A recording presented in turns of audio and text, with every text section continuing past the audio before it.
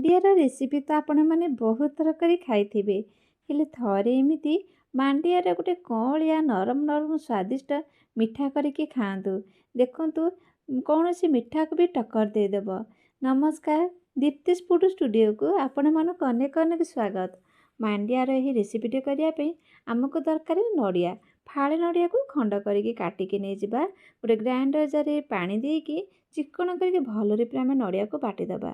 ବାଟି ସାରିଲା ପରେ ଆମେ ନଡ଼ିଆକୁ ଛାଣିଦେବା। ଆମର ନଡ଼ିଆର କ୍ଷୀର ଅଂଶ ଦରକାର, ସେଥିପାଇଁ ଗୋଟେ ଏମିତି ଚାହା ଛଣା ମାଧ୍ୟମରେ ନଡ଼ିଆର କ୍ଷୀର ଅଂଶକୁ ଭଲରେ ପୁରା ଗୋଟେ ଚାମଚରେ ତାକୁ ଏମିତି ନା ଚିପୁଡ଼ିକି ଭଲରେ ପୁରା ଆମେ ବାହାର କରିଦେବା। ବାହାର କରିସାରିଲା ପରେ ଆମେ ନଡ଼ିଆ ରସରେ କିନା ମିଶାଇଦେବା ମାଣ୍ଡିଆ ଚୂନା 1 କପ୍, ଭରିକି 1 କପ୍ ନେଇଯିବା।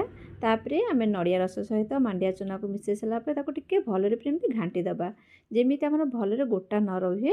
ଭଲରେ ପୁରା ଘାଣ୍ଟି ସାରିଲା ପରେ ଆମେ ଟିକେ ଆକୁ ଛାଣିଦେବା। ଯେହେତୁ ମାଣ୍ଡିଆର ହୁଏତ କିଛି ଗୋଟା ଅଂଶ ରହିଯାଇଥିବ, ସେଥିପାଇଁ ଟିକେ ଭଲରେ ପୁରା ଆକୁ ଛାଣିଦେବା। ଛାଣି ସାରିଲା ପରେ ସେଥିରେ ଆମେ ମିଶାଇଦେବା ଗୁଡ଼। ମିଠା ପାଇଁ ଆପଣମାନେ ଗୁଡ଼ ୟୁଜ୍ କରିପାରନ୍ତି କିମ୍ବା ମିଶ୍ରି ବି ୟୁଜ୍ କରିପାରନ୍ତି। ଯେହେତୁ ଆମେ ହେଲ୍ଦି ରେସିପି କରୁଛେ, ସେଥିପାଇଁ ଗୁଡ଼ କିମ୍ବା ମିଶ୍ରି ହିଁ ସବୁଠାରୁ ବେଷ୍ଟ ରହିବ। ତାପରେ ଗୁଡ଼କୁ ଭଲରେ ପୁରା ଏମିତି ମାଣ୍ଡିଆ ଚୂନା ସହିତ ଘାଣ୍ଟି ଦେବା।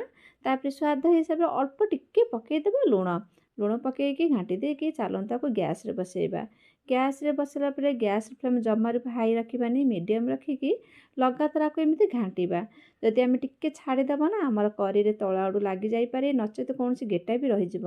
ସେଥିପାଇଁ ଲଗାତାର ଆକୁ ଏମିତି ଫୁଟିଲା ପର୍ଯ୍ୟନ୍ତ ଭଲରେ ପୁରା ଆକୁ ଏମିତି ଘାଣ୍ଟିଦେବା।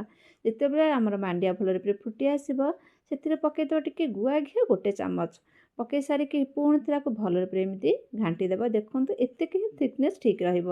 ତାପରେ ଆକୁ କ'ଣ କରିବା ନା, ଗୋଟେ ଥାଳି ନେଇଯିବା। ଥାଳିରେ ଟିକେ ପକାଇଦେବା, ଗୁଆ ଘିଅ ଟିକେ ସ୍ପ୍ରେଡ଼୍ କରିଦେବା। ତାପରେ ଆମେ ଯେଉଁ ମାଣ୍ଡିଆ ରାନ୍ଧିକି ରଖିଥିଲେ ତାକୁ ରଖିଦେବା। ରଖିସାରିଲା ପରେ ଦେଖନ୍ତୁ ମୋ କଢ଼େଇରେ ଜମାରୁ ବି ଲାଗିନି ତଳ ବାଟୁ।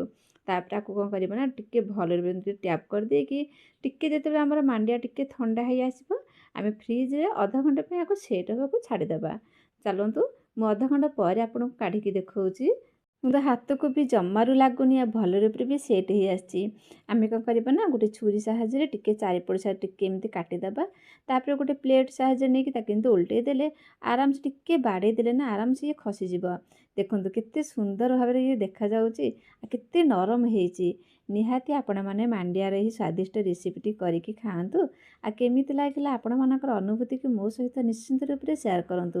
ଯଦି ଆଜିର ଭିଡ଼ିଓଟି ଭଲ ଲାଗୁଥାଏ ତାହେଲେ ପ୍ଲିଜ୍ ଲାଇକ୍, ସେୟାର, ସବସ୍କ୍ରାଇବ୍ ଗୋଟେ କରିଦିଅନ୍ତୁ। ରହୁଛି, ନମସ୍କାର।